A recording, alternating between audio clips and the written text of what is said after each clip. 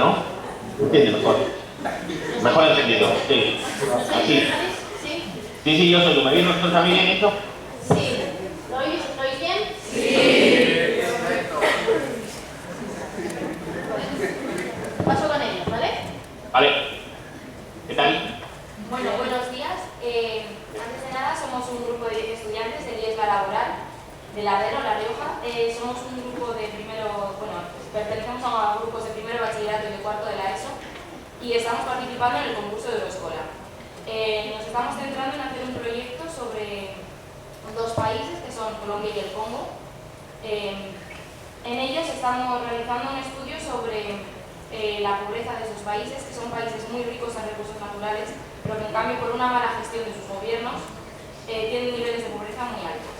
A partir de ver el reportaje que realizó en Tierra Hostil sobre las minas de coltán en el Congo, decidimos centrarnos en el Congo, en este país. Entonces, antes de nada, agradecerle que nos haya concedido poder realizar esta entrevista con usted. Y sin más dilación, pasaremos a realizarle unas cuestiones que hemos planteado sobre su opinión y sobre la situación que se da actualmente aquí en el Congo. Vale, si no te importa, llámame de tú, prefiero. Yo creo que si no me haces muy mayor, parece que tengo más años de lo que tengo. Vale, para nosotros más cómodo, vamos. Claro. Bueno.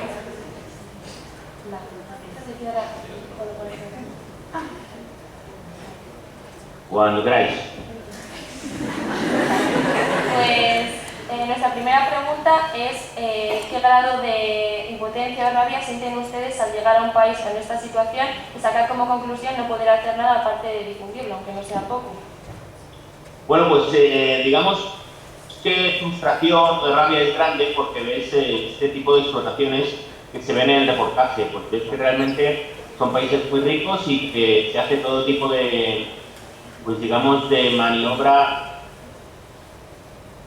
de grupos armados, de grupos rebeldes para evitar que el Congo pueda utilizarse para su propia máquina.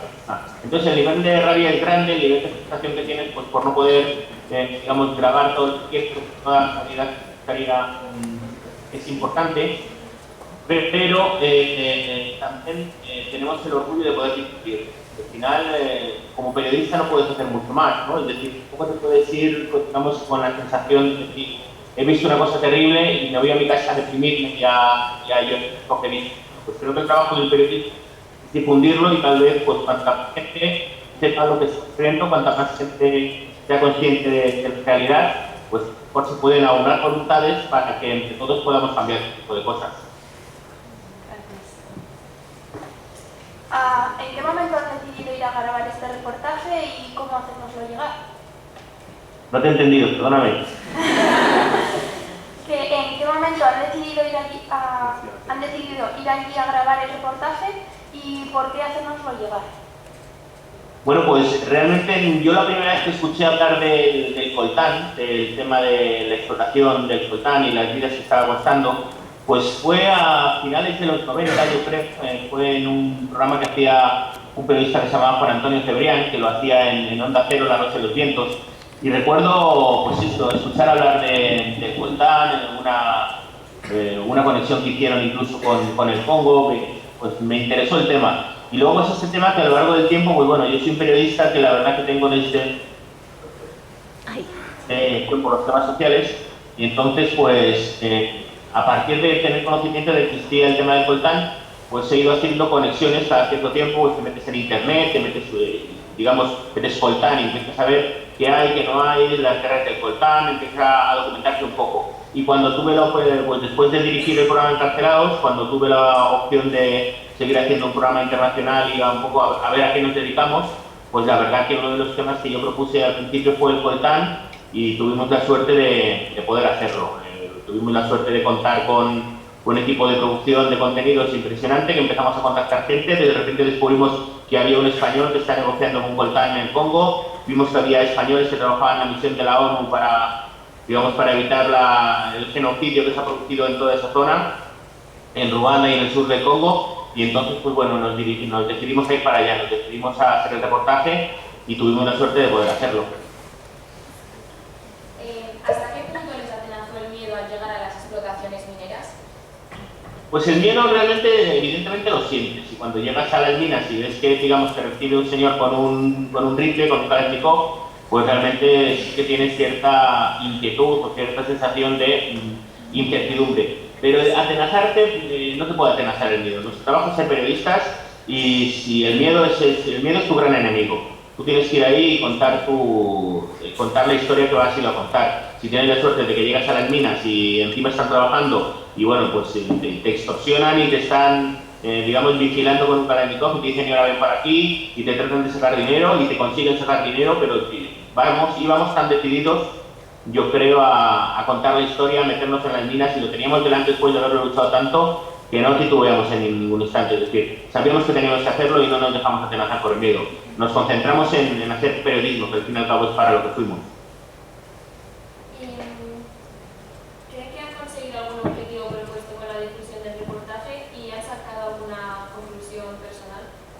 Bueno, pues creo que el objetivo principal era dar a conocer esta historia. Al final el reportaje pues tuvo una audiencia de 3 millones solamente en televisión, más allá de todas las difusiones que se han hecho a través de todas las reproducciones que se han hecho a través de Internet. Pues solamente en televisión tuvimos una audiencia de 3.400.000 personas. Pues que 3.400.000 personas que no conocían en absoluto el tema del coltán y la explotación y la violación de derechos humanos que se lleva a cabo para la explotación del coltán, pues solamente con que 3.400.000 personas hayan tenido conocimiento de esto, y bueno, y seguro que algunos de ellos pues han empezado a interesarse por el tema y a movilizarse pues para ver cómo se puede cambiar esta situación, pues sí que ese objetivo por lo menos sí lo podemos dar por cumplido. Como conclusión te diría que una conclusión que hemos sacado, pues realmente yo la conclusión principal que he sacado es que el mundo, por desgracia, está globalizado para todo menos para los derechos humanos, y creo que hay que conseguir pues acabar con esto, acabar con la explotación en todos los ámbitos. ¿Ha sido muy difícil que los españoles que residen allí hablaran o respondieran con claridad sobre este aspecto? Sí, realmente es muy difícil, primero porque al final pues todos son humanos, evidentemente, y tienen miedos y al final pues ciertos conflictos de intereses. Hay que pensar que, por ejemplo, muchos de ellos trabajan para la ONU. La ONU, si ha sido criticada en alguna parte del mundo por ser ineficaz, ha sido en el Congo, en la misión de la MONUSCO, que es la misión que tiene en el Congo. Realmente ha sido un organismo criticado porque han estado 14 años sin apenas resultados, sin apenas, digamos, terminar con grupos rebeldes, sin apenas cambiar la situación de los ciudadanos.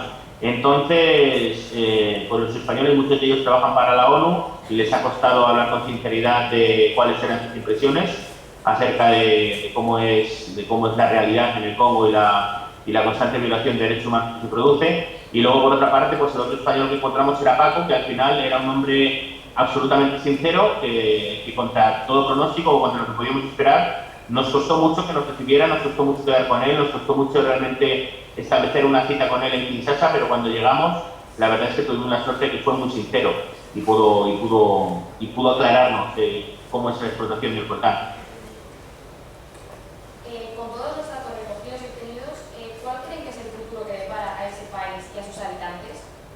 Pues yo creo que el futuro tiene que ser forzosamente cambiar, digamos, desde las instituciones, desde el gobierno y desde instituciones supranacionales, que sean las que pongan un poco los medios de verdad para que cambie la situación. Es decir, creo que se necesita un apoyo internacional grande, que se necesita una auténtica campaña, pero digamos a nivel de establecerse allí. Ya están establecidos, pero digamos viajar e ir población por población aclarando lo que es el coltán, enseñándoles que es un metal muy valioso, enseñándoles que combatiendo los grupos armados, enseñándoles, digamos, a organizarse para explotar sus propios recursos, tanto coltán como también ahora están descubriendo que hay mucho oro en el Congo, por ejemplo, incluso hay diamantes en otras zonas del país, porque el Congo es un país inmensamente grande. Entonces, pues bueno, digamos que teniendo uno de los subsuelos más ricos del mundo, lo que es absurdo es que sea un país absolutamente pobre. Bueno, pues tal vez lo que hay que hacer, el futuro de este país es tener todo el apoyo de las, digamos, de estructuras supranacionales para eliminar la corrupción de su gobierno, de su sociedad, y de verdad intentar empezar a crecer para que repercute en la población. Ante esta situación, ¿qué es lo que piensan los congoleños? ¿Qué es lo que usted cree que piensan?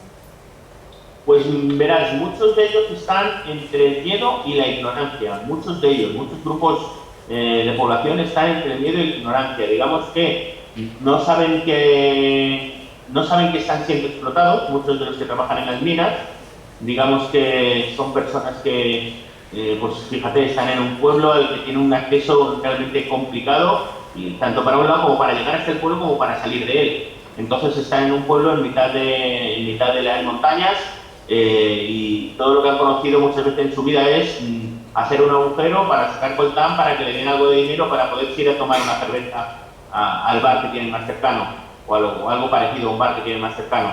Entonces, por un lado está la ignorancia de no saber un poco cómo hacer para salir de esta situación, y por otro lado el miedo, pues piensa que los grupos rebeldes, o sea, se ha llegado a decir que por la explotación del coltán han llegado a morir 5 millones de personas en el Congo desde hace, digamos, en los últimos 30 años. Entonces realmente es realmente una situación que mucha gente está atemorizada, mucha gente, digamos, está en un nivel de no pretender cambiar demasiado las cosas por temor a que pueda venir algo peor. Entonces muchos de ellos están casi resignados y otros están, pues ya te digo, desde la ignorancia, tampoco hacen demasiado por cambiar las cosas.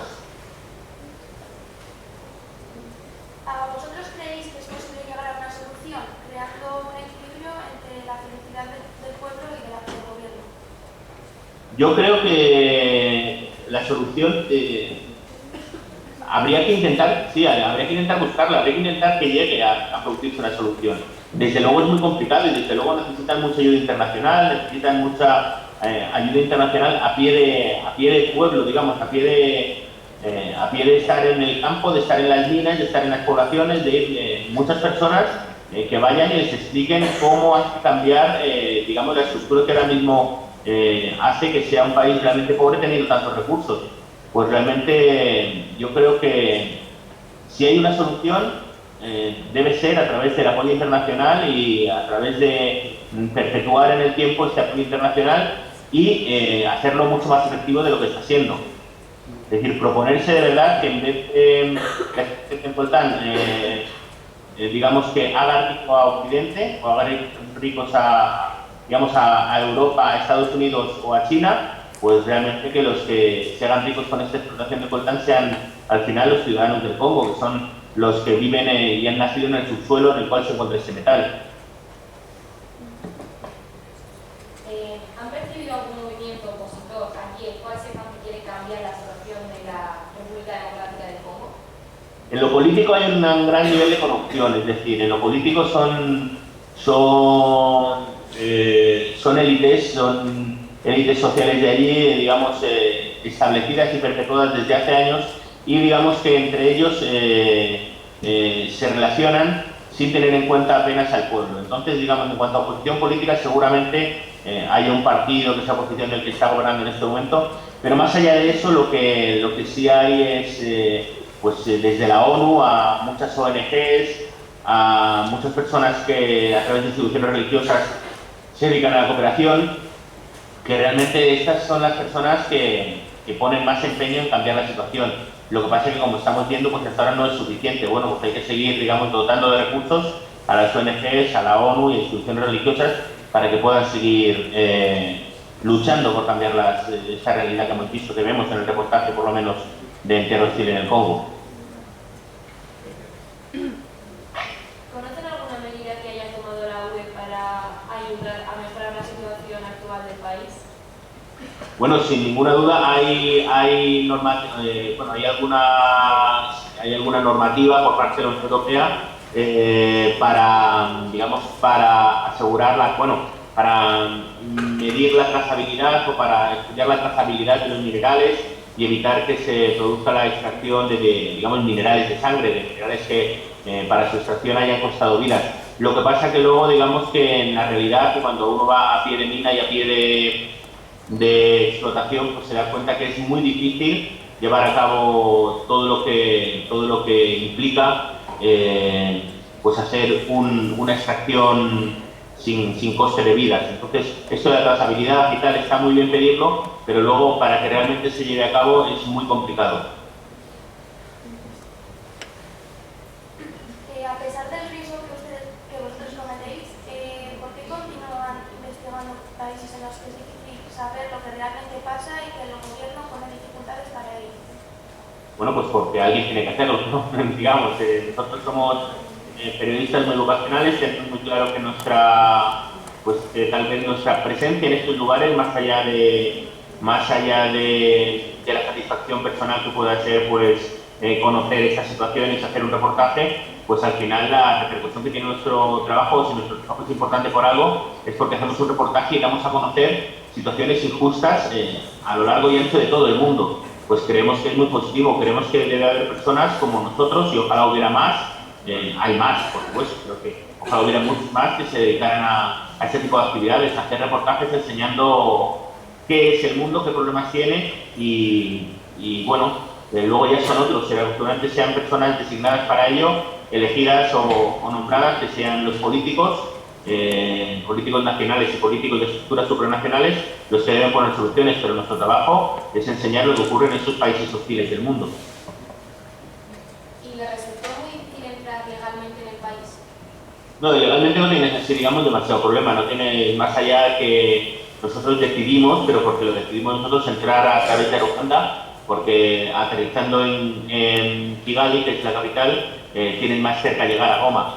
Pero más allá de esto, a la zona de Goma, que es la zona de las minas, de Coltán, pero más allá de esto, legalmente no tiene ningún problema. Si sacas un visado, simplemente pues tienes que dirigirte a la Embajada de la República Democrática del Congo en España, pedir un visado, explicar que vas a hacer un reportaje y en principio no te preguntan qué tipo de reportaje vas a hacer, tampoco puedes decir voy a demostrar la corrupción de su gobierno, tampoco puedes decirlo así, pero bueno, decimos que vamos a hacer un reportaje sobre la vida de los españoles que están trabajando en el entorno del Congo, te dicen que vale y vas para allá, sin demasiado problema. Sí, por ejemplo, pues son problemas, por ejemplo, Ruanda presume de ser un país muy organizado, pues es un país que sufrió un genocidio hace no demasiados años y bueno, entonces ahora mismo tratan de demostrar al mundo todo lo contrario, entonces presume de ser un país muy organizado. Simplemente para sacar un visado de tránsito por Ruanda tienes que estar haciendo gestiones durante una semana y simplemente para aterrizar en el aeropuerto de Kigali y digamos cruzar el país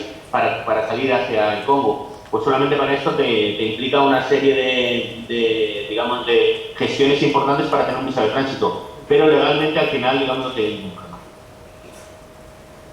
Nosotros como ciudadanos nos sentimos responsables por lo que vemos en el reportaje, pero sentirse responsables muchas veces no es suficiente. ¿Qué podría hacer la gente para ayudar en este tipo de situaciones, aparte de informarse y ser consciente de lo que ocurre? Bueno, pues hay algunas plataformas, y miras por internet, hay plataformas que se dedican a la fabricación y distribución de teléfonos fabricados sin utilizar coltán, y hay pues otra serie de movimientos sociales primero para evitar la explotación de los recursos y luego pues hay ONGs en las que cooperan y colaboran de verdad y que tratan de hacer una labor para paliar o evitar las violaciones de derechos humanos. Se puede hacer, digamos, desde buscar una plataforma para, en vez de tener un teléfono hecho con coltán, pues tener un teléfono coltán free, un teléfono sin coltán. Se puede uno meter en este tipo de plataformas y digamos, que evitar que bueno, pues por lo menos sentirte mejor. Bueno, pues yo no he colaborado en esto porque mi teléfono no está hecho con coltán. Pues desde este punto de vista y luego pues colaborar con las múltiples ONGs de todo el mundo internacionales que van para allá y colaboran de verdad de manera efectiva. Luego, bueno, pues a nivel particular, pues uno puede tal vez también en un momento de vacaciones o en un momento que tenga tiempo en la vida, pues acercarse para allá y pensar cómo puede colaborar e incluso dedicarse a colaborar. Hay personas que lo han hecho. Bueno, y para finalizar la entrevista nos gustaría que si nos pudiese enviar un mensaje, tanto a nosotros como a todos los jóvenes, sobre qué podemos hacer nosotros, sobre la situación que se da tanto en el Congo como en diferentes países, ¿cuál sería su último mensaje o su consejo? Bueno, pues realmente creo que lo más importante es ser conscientes de en qué mundo vivimos, que vivimos en un mundo que tiene muchas cosas positivas, sin ninguna duda, pero que un mundo en el que quedan muchas cosas por mejorar. Creo que en primer lugar hay que estar informado, interesarse por la realidad del planeta, la realidad de lo que ocurre en muchas partes, no solo en el Congo o en Mali, sino pues en Colombia, en México con el tema del narcotráfico, realmente en muchos ámbitos, incluso tampoco hace falta irse fuera de España para ver que hay zonas en las que se producen violaciones de los derechos humanos, y creo que lo que hay que hacer es pues aunar voluntades y todos juntos, cada uno poner su granito de arena para de alguna manera pues evitar lo que decíamos antes, evitar que el mundo sea globalizado para todos menos para los derechos humanos. Tengo aquí, espera un momentito, tengo aquí Globo. En el momento que me digáis, lo hacemos. Vale, antes de nada, muchísimas gracias por concedernos esta entrevista, y creo que hablo en general sirvió por trasladarnos estas situaciones de las que muchas veces no somos conscientes, y a partir de ahí iniciar un movimiento de concienciarnos. Y bueno, pues ahora para finalizar, podrías hacer nuestro reto entre comillas del globo para que esta situación se difunda. Y bueno, la frase que estamos utilizando es: quiero explotar la explotación. Bueno, pues por supuesto lo vamos a hacer y encantado. Quiero explotar la explotación.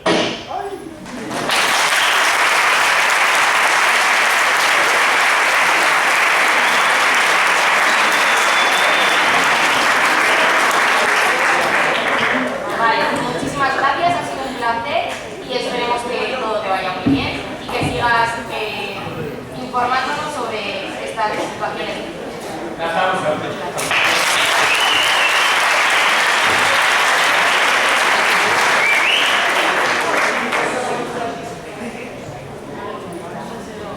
Yo digo enhorabuena por vuestra iniciativa y espero que tengáis mucho éxito.